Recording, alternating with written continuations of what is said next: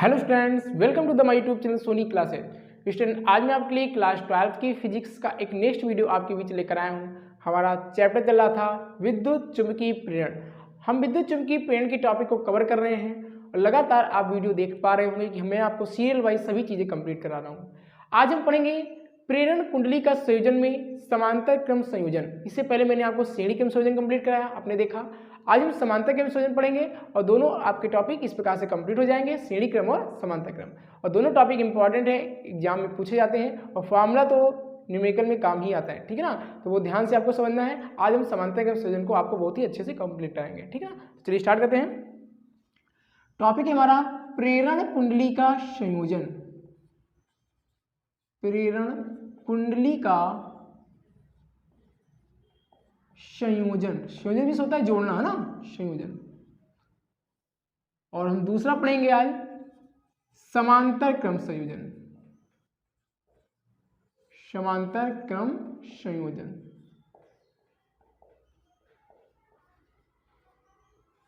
Parallel combination. तो देखिए समांतर क्रम संयोजन क्या होता है।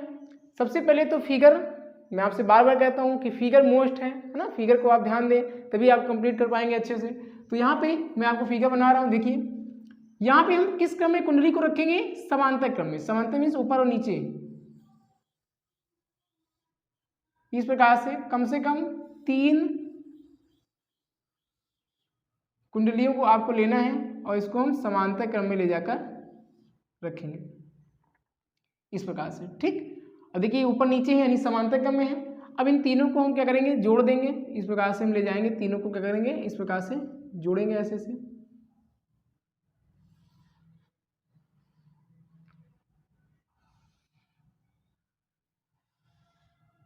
इस प्रकार से हम तीनों को जोड़ेंगे। अब हम क्या करेंगे?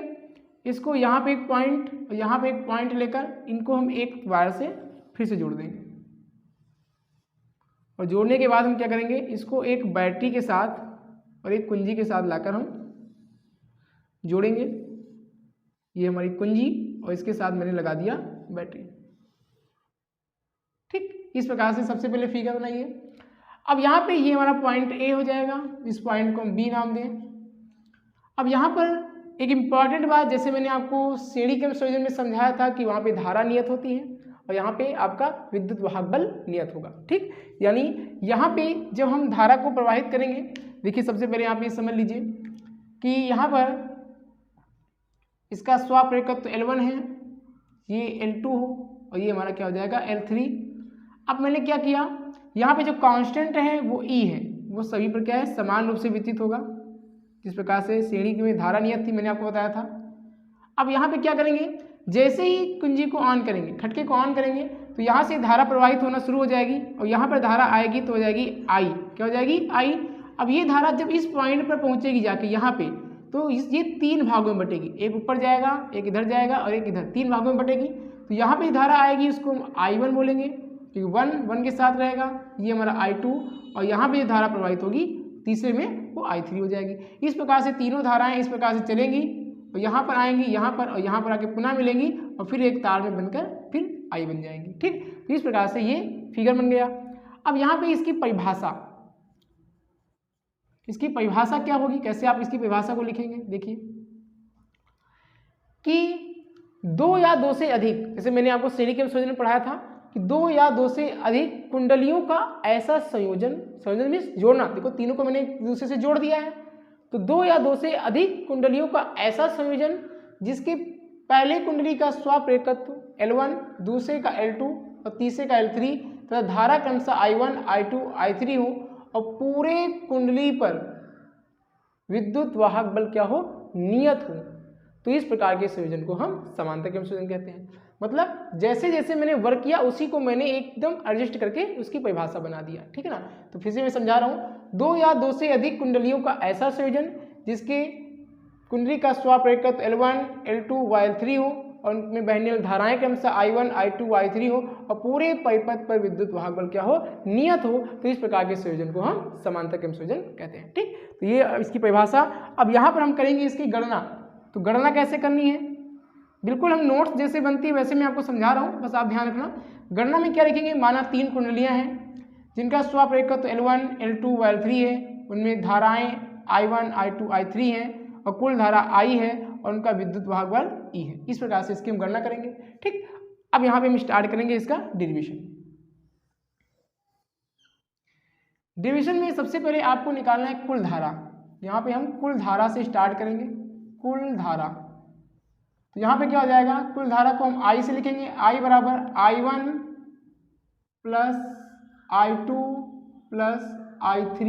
यहाँ में 3 कुंडलियाँ हैं तो 3, आगे का 4 लेंगे तो 4 हो जाएंगी और इसको मान लेंगे क्वेश्चन नंबर फर्स्ट।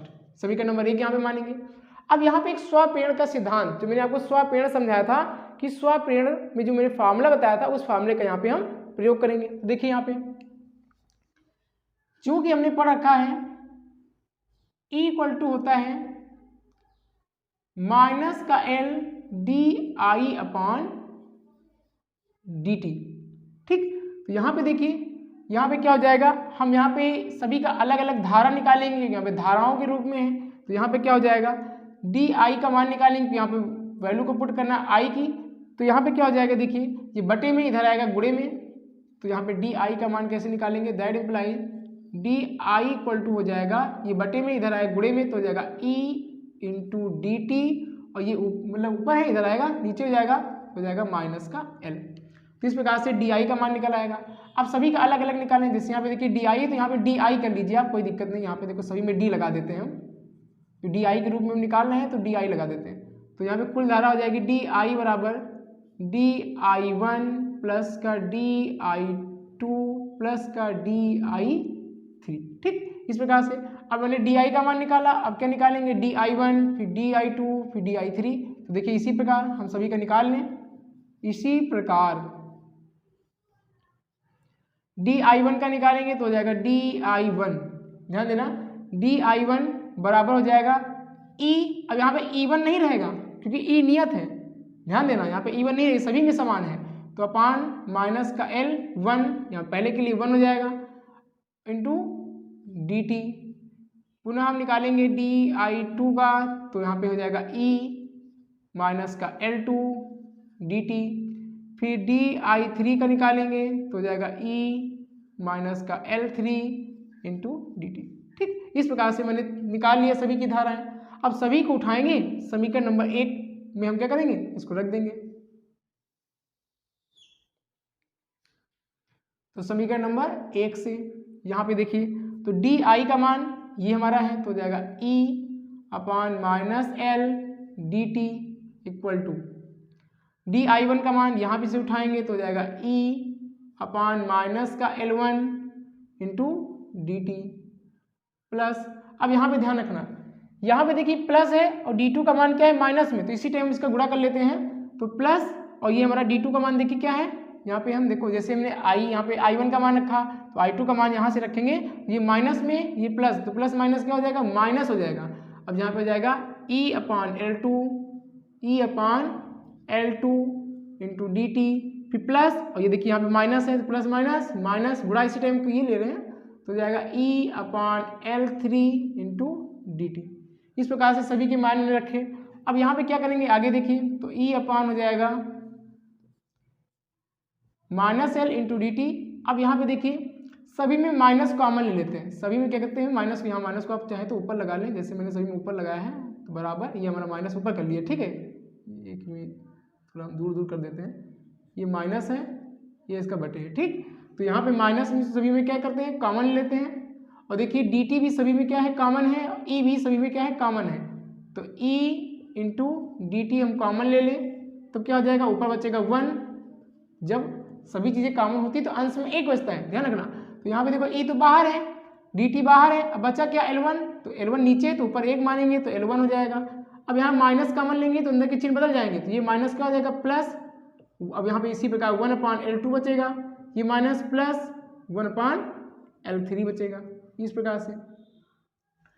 अब यहाँ पे क्या करेंगे हम, देखिए E से E को कैंसिल कर देंगे, माइनस से माइनस को कैंसिल कर देंगे, dt को dt से कैंसिल कर देंगे, तो यहाँ बचेगा, नीचे बचेगा L, तो ऊपर हम 1 मानेंगे, 1 अपान L, ये L इक्वल टू, और यहाँ पे हो जाएगा 1 अपान L1 प्लस 1 अपान L2 प्लस 1 अपान L3।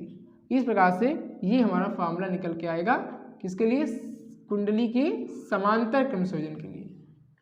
ठीक, तो बहुत ही आसान है, मैंने आपको एकदम आसानी से बिल्कुल प्रयास किया कि मेरी पूरी कोशिश रहती है हमारी कि मैं आपको बहुत आसान शब्दों में समझाऊं जिससे आपको सभी चीज़ें अच्छे से क्लियर हो जाए। ठीक है, बस आप ध्यान देते हुए सभी चीज़ों को समझें, एक एक पॉइंट को आप समझने की कोशिश करें, बस आपको सभी चीज़ें एकदम कंप्लीट होंगी। बस आप ध्यान से आप इसको देखिए, एक एक पॉइंट को आप ध्यान से समझेंगे, सब चीज़ें आपको क्लियर हो जाएंगी। ठीक है ना, तो सबसे पहले तो फिगर, फिर उसकी परिभाषा, फिर गणना, फिर जो मैंने यहाँ पे सूत्र का प्रयोग किया उस सूत्र को आप ध्यान दीजिए।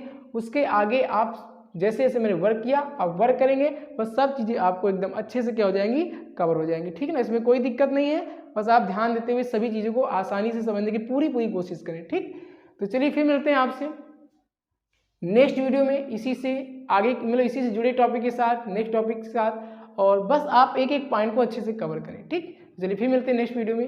अगर वीडियो पसंद आई हो तो वीडियो को लाइक करें और चैनल पर नए हैं तो चैनल को सब्सक्राइब जरूर करें। Thank you.